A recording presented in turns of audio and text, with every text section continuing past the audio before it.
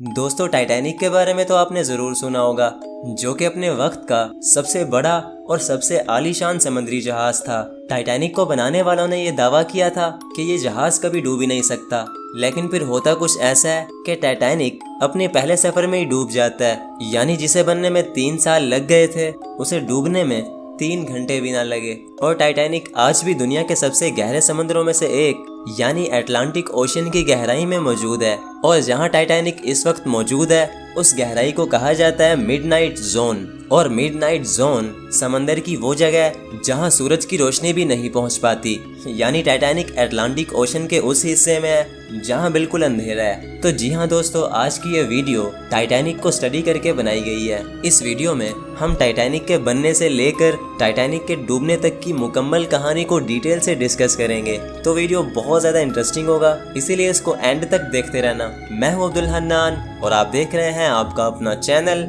Info family. दोस्तों, Titanic की शुरुआत सन 1909 में हुई थी। 13 मार्च 1909 को टाइटैनिक की कंस्ट्रक्शन शुरू हो गई थी और फिर ठीक 3 साल के बाद यानी 13 मार्च 1912 में टाइटैनिक की कंस्ट्रक्शन कंप्लीट हो गई।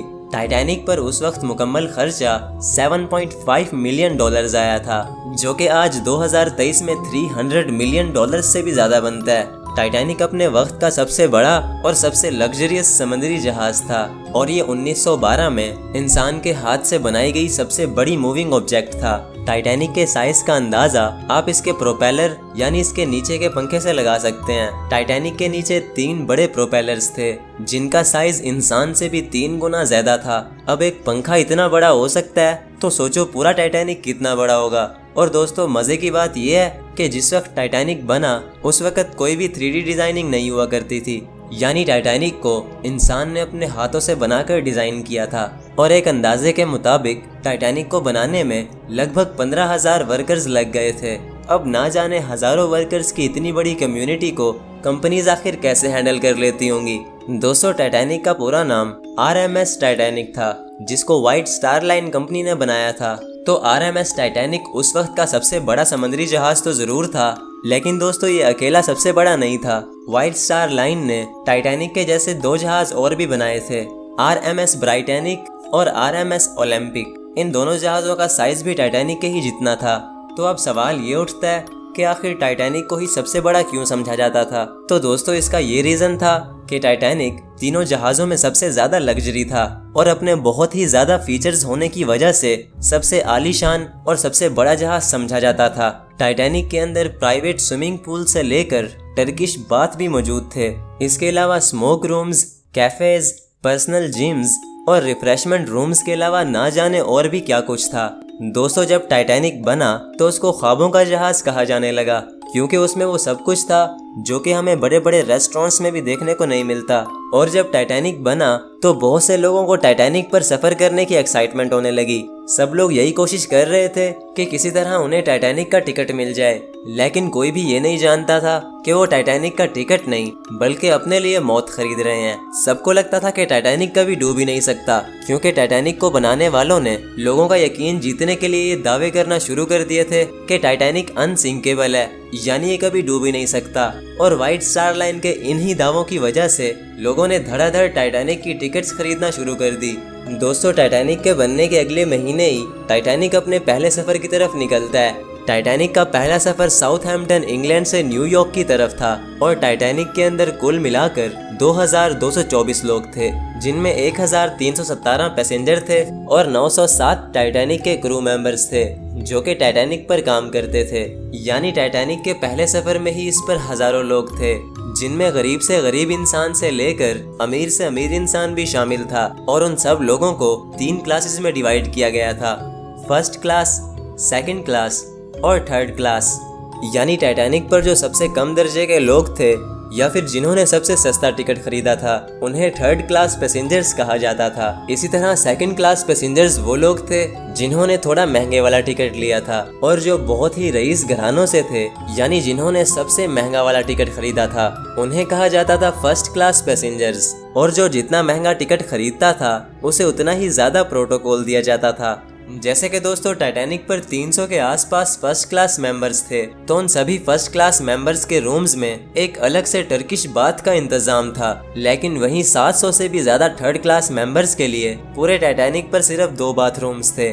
और दोस्तों अब अगर बात की जाए टाइटैनिक पर मौजूद लोगों की, तो उनमें बहुत बड़े बड़े सेलिब्रिटीज से लेकर दुनिया के सबसे अमीर तरीन इंसान भी मौजूद थे। टाइटैनिक पर मौजूद एक इंसान जिसका नाम जॉन जैकब एस्टर फोर था, उस वक्त का सबसे अमीर आदमी था। उसके पास उस वक्त 150 मिलियन डॉलर्स थे, जो कि आज के जमाने में 3.5 बिलियन डॉलर्स से भी ज्यादा बनते हैं। तो भले ही वो आदमी उस वक्त का सबसे अमीर इंसान था, लेकिन वो भी टाइटैनिक के साथ ही पानी में डूबकर मर गया। और दोस्तों टाइटैनिक पर 12 कुत्ते थे, जिनमें से सिर्फ 3 कुत्ते ही बचे थे। और जब टाइटैनिक का सफर शुरू हुआ तो 4 दिन तक तो सफर बहुत ही अच्छा गुजरा, लेकिन 5वीं रात टाइटैनिक की आखिरी रात थी।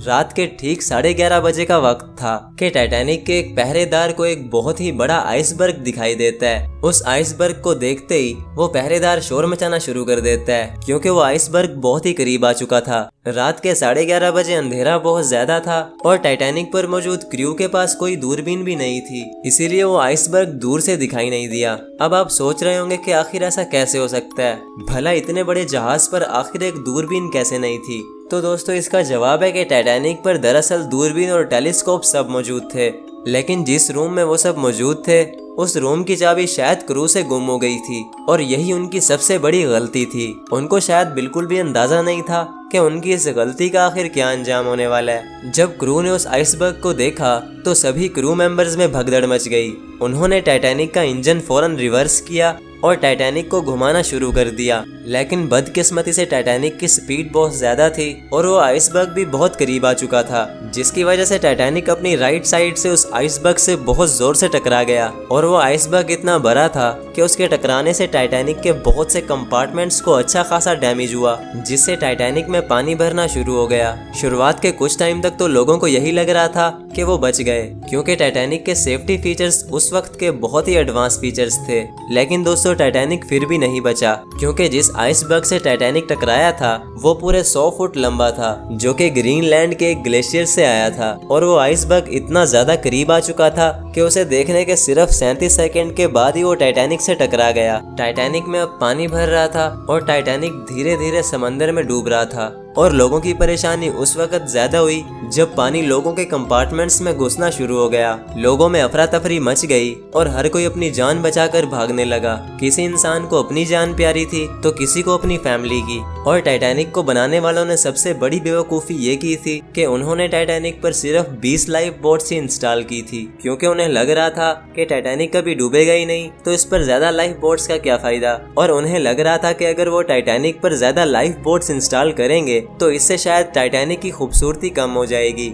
जहां टाइटैनिक पर 2224 लोग थे, अब उनको बचाने के लिए सिर्फ 20 लाइफ बोट्स थी, जिन पर इतना हजूम इकट्ठा हो चुका था कि उसे संभाल पाना मुश्किल हो चुका था। और दोस्तों जब टाइटैनिक डूब रहा था तो बहुत से कमजोर दिल वाले लोगों को हार्ट अटैक आ गया था, जिससे उनकी मौत हो गई थी। और जहां टाइटैनिक पर लोग अपनी जान बचाने में लगे थे, वहीं टाइटैनिक पर 35 इंजीनियरिंग स्टाफ मौजूद थे, जो कि टाइटैनिक के इंजन्स को ऑन रखने की कोशिश कर रहे थे ताकि लोग बच सकें। लेकिन बहुत ही अफसोस के साथ उन 35 स्टाफ्स में से एक भी इंजीनियर जिंदा नहीं बचा। और जो लोग टाइटैनिक से बचकर वापस आए तो उन्होंने बताया कि टाइटैनिक पर एक क्रिश्चियन फादर भी थे, जिनका नाम फादर बाइल्स था। उन्होंने लाइफ बोट पर जाने से इनकार कर दिया और टाइटैनिक पर रुककर मरते हुए लोगों के लिए दुआ करने लगे। उनकी मौत भी टाइटैनिक पर हुई और उनकी लाश आज तक नहीं मिली। टाइटैनिक पर 1500 लोगों की मौत हुई थी, जिनमें से सिर्फ 337 लोगों की लाशें मिली। बाकी लोग कहाँ गए ये कोई नहीं जानता। और दोस्तों जब टाइटैनिक डूब रहा था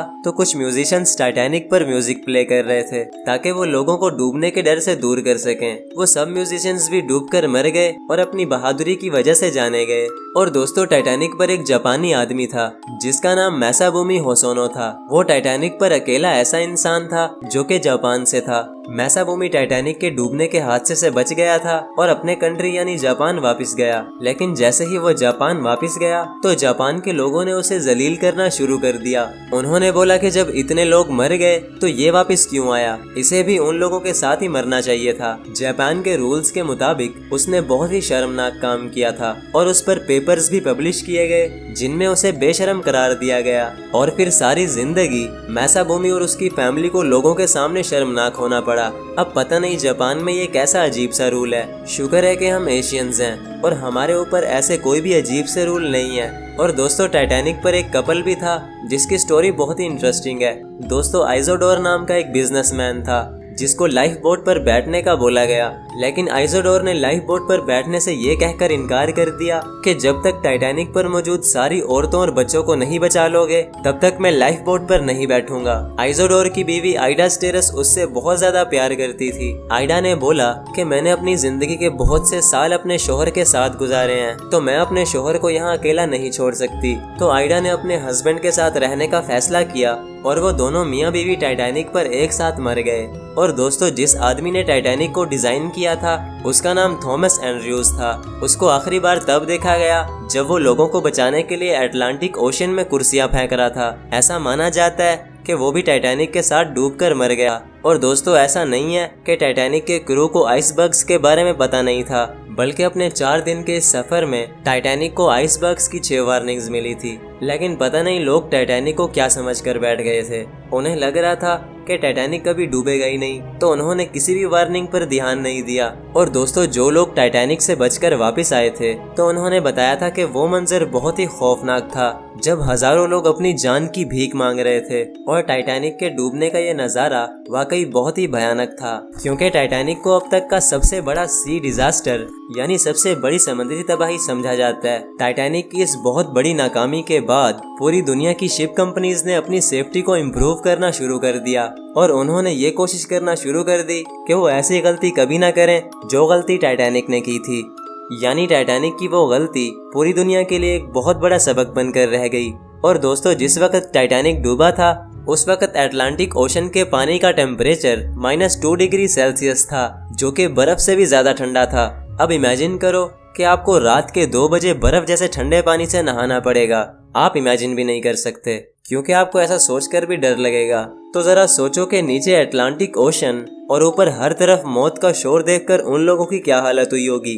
दोस्तों टाइटैनिक को डूबने में पूरे 2 घंटे 40 मिनट लगे थे और टाइटैनिक का मलबा 12,000 फीट से भी ज्यादा गहराई में आज भी मौजूद है। साइंटिस्ट को टाइटैनिक के मलबे को ढूंढने में पूरे 70 साल लग गए थे, क्योंकि अटलांटिक ओशन की गहराई में कोई चीज ढूंढना आम बात नहीं है, और ऐसी गहराई जहां रोशनी भी ना हो। साइंटिस्ट का ये मानना है कि टाइटैनिक का ये मलबा 2030 तक शायद खत्म हो जाएगा, क्योंकि पानी में मौजूद बैक्टीरिया टाइटैनिक के इस मलबे को खा रहे हैं। तो दोस्तों ये थी स्टोरी एक ऐसे जहाज की जिससे बहुत ही ज्यादा उम्मीदें लगाई गई थी, लेकिन बहुत ही अफसोस के साथ वो अपनी पहली उम्मीद पर भी पूरा न उतर सका और टाइटैनिक का ये हादसा पूरी दुनिया के लिए एक सबक बनकर रह गया। मैं उम्मीद करता हूँ आपको आज का ये वीडियो अच्छा लगा होगा।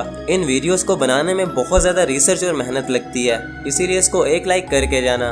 और टाइटैनिक की स्टोरी से आपको क्या सबक मिला ये कमेंट करके जरूर बताना। जिसके कमेंट पर सबसे ज्यादा लाइक आएंगे मैं उसके कमेंट को पिन करूंगा। तो फिर मिलते हैं किसी नेक्स्ट वीडियो में, तब तक के लिए अल्लाह हाफिज।